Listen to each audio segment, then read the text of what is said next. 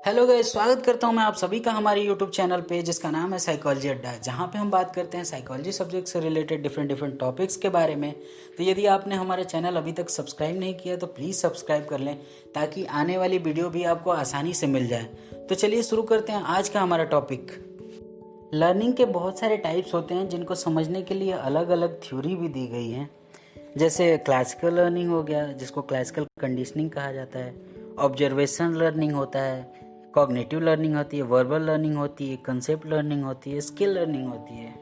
आज के लेक्चर में हम क्लासिकल कंडीशनिंग को समझेंगे। तो चलिए शुरू करते हैं हमारा आज का लेक्चर। 19वीं सेंचुरी की शुरुआत में एक रशियन फिजियोलॉजिस्ट इवान पॉलाव के द्वारा एक रिसर्च किया गया था, जिसमें वह कुत्तों के डाइजेस्टिव सिस्टम की स्टडी करना चाहते थे। वो ये स्टडी रशियन आर्मी के लिए कर रहे थे ताकि यह पता लगाया जा सके कि डाइजेस्टिव सिस्टम का मैकेनिज्म क्या है। ये एक्सपेरिमेंट इतना फेमस हुआ कि जिसके लिए उन्हें आगे चलकर मेडिसिन और फिजियोलॉजी के क्षेत्र में 1904 में नोबेल प्राइज से नवाजा गया। ये लर्निंग को अंडरस्टैंड करने का पहला सिस्टमेटिक स्टडी माना जाता है। इस एक्सपेरिमेंट में एक कुत्ते को लिया गया। उस कुत्ते के जबड़े में ऑपरेशन के थ्रू एक पाइप फिट कर दी गई, जिसका दूसरा सिरा एक कप में जाता था। ऐसा इसलिए किया गया ताकि यह मापा जा सके कि कुत्ते के मुंह में कितना सलाइवा बन रहा है। इस एक्सपेरिमेंट में कुत्ते को शिकंजे से बांध कर रखा जाता और उसे कुछ देर तक भूखा ही रखा जाता था। इसके बाद एक घंटी बजाई जाती थी। घंटी बजने के तुरंत बाद उसे खाने के लिए मीट पाउडर भोजन के रूप में दिया जाता था।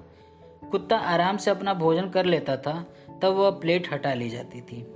अगले कुछ दिनों तक यह प्रक्रिया सेम इसी पैटर्न में दोहराई गई।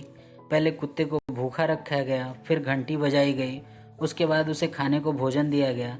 इस तरह कई प्रयासों के बाद यह पाया गया कि मात्र घंटी बजाने से ही कुत्ते के मुंह में सलाइवा बनना शुरू हो जाता है। कुत्ता मीट पाउडर पाने की आशा में घंटी की आवाज़ सुनते ही लार टपकाने लगता था। ऐसा इसलिए हो पाता था क्योंकि घंटी के साथ भोजन का अब संबंध बन चुका था। ये जो घंटी और लार बनने की प्रक्रिया के बीच का जो नया संबंध बना था, यह नॉर्मल प्रक्रिया नहीं है, यह एक कंडीशन मात्र है। इसलिए इस प्रक्रिया को कंडीशनिंग अर्थात अनुबंधन कहा गया। इस एक्सपेरिमेंट को समझने के लिए 4 टर्म्स को समझना बहुत आवश्यक है। आपने देखा होगा कि जब भी किसी कुत्ते के सामने फूड प्रेजेंट किया जाता है, खाना, तो उसके मुंह में लार सिक्रेशन होना एक नॉर्मल सी प्रक्रिया होती है। तो ये हम कह सकते हैं कि फूड एक नेचुरल स्टिमुलस का काम करता है। इसको इस एक्सपेरिमेंट में अनकंडीशनल स्टिमुलस भी कहा जाता है। और जो सलाइवा स्क्रीशन होता है फूड को देखने के बाद, वो एक नेचुरल सा रिस्पॉन्स है जिसको अनकंडीशनल रिस्पॉन्स भी कहा जाता है। इस एक्सपेरिमेंट में बेल और फूड को एक साथ कई बार प्रेजेंट किया गया और बाद के प्रयासों में फूड को इस एक्सपेरिमेंट से निकाल दिया गया। तब भी यह पाया गया कि बेल के बजने के बाद भी उतना ही लार का सिक्रेशन होता है जितना पहले फूड को देख के होता था।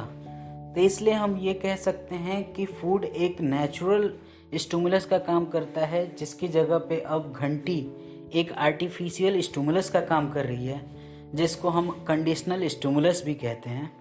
और घंटी के बजने के बाद जो सलाइवा का स्क्रीशन होता है वो एक आर्टिफिशियल रिस्पॉन्स कहा जाएगा, जिसको हम इसको कंडीशनल रिस्पॉन्स भी कह सकते हैं। ये थ्योरी एसोसिएशन एंड सब्स्टिट्यूशन के प्रिंसिपल पे काम करती है। तो यहाँ पे हमें दोनों टर्म्स को समझना बड़ा आवश्यक है कि एसोसिएशन क्या होता है और सब्स्टिट्यूशन क्या होता है। एसोसिएशन का शाब्दिक अर्थ संबंध या लगाव या जुड़ाव होता है। इस एक्सपेरिमेंट में अगर देखा जाए तो बेल और फूड के बीच एक एसोसिएशन है, तथा फूड और सलाइवा सेक्रेशन के बीच में ऑलरेडी एक रिलेशनशिप होता है। जब दो वस्तुएं एक जैसा ही इफेक्ट दिखाती हैं तो वो एक दूसरे का सब्स्टिट्यूशन कहलाती हैं। आपने देखा होगा कि जो कंपनी की दवा आप खा रहे हो, अगर वो मार्केट में अवेलेबल नहीं होती है तो आपको उसी केमिकल का दूसरा सब्स्टिट्यूट दे दिया जाता है जो डिफरेंट कंपनी का होता है। वो दोनों ही एक जैसा ही काम करते हैं। नॉर्मली देखा जाए तो घंटी बजने के साथ सलाइवा सेक्रेशन का कोई संबंध नहीं है, लेकिन इस एक्सपेरिमेंट में ये पाया गया कि पहले जब फूड मिलता था तब सलाइवा सेक्रेशन होता था, लेकिन अब घंटी बजने के साथ ही सलाइवा सेक्रेशन होने लगता है। इसका मतलब ये है कि फूड को रिप्लेस कर दिया है घंटी ने, घंटी अब सेम इफेक्ट पैदा कर रहा है जो पहले फूड पैदा करता था। तो ये एक घंटी सब्स्टिट्यूशन का काम कर रहा है फूड का। आइए क्लासिकल कंडीशनिंग को हम डेली लाइफ से रिलेटेड एग्जाम्पल के साथ समझने की कोशिश करते हैं। पहला एग्जाम्पल लेते हैं। आपने देखा होगा बचपन में लगभग सभी बच्चे तेज आवाज़ को सुनते ही डरते हैं।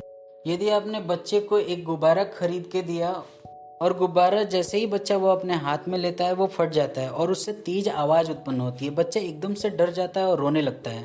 नेक्स्ट टाइम आप जब भी उसे गुब्बारा देंगे तो बच्चा गुब्बारा देखते ही डरना स्टार्ट हो जाएगा और रोना स्टार्ट कर देगा। एक दूसरा एग्जाम्पल लेते हैं।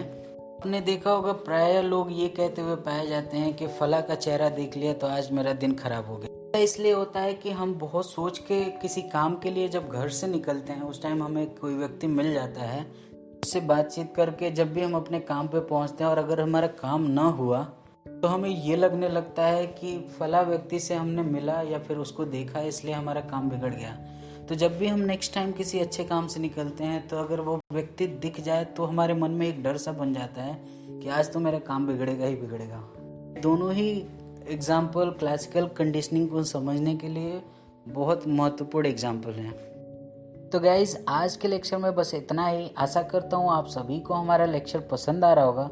अगर आपको लेक्चर पसंद आ रहा है तो प्लीज़ हमारे वीडियो को लाइक करें और अपने दोस्तों के साथ शेयर करें। अगर अभी तक आपने हमारा चैनल सब्सक्राइब नहीं किया तो प्लीज़ सब्सक्राइब कर लें ताकि आने वाली नेक्स्ट वीडियो भी आपको आसानी से मिल जाए।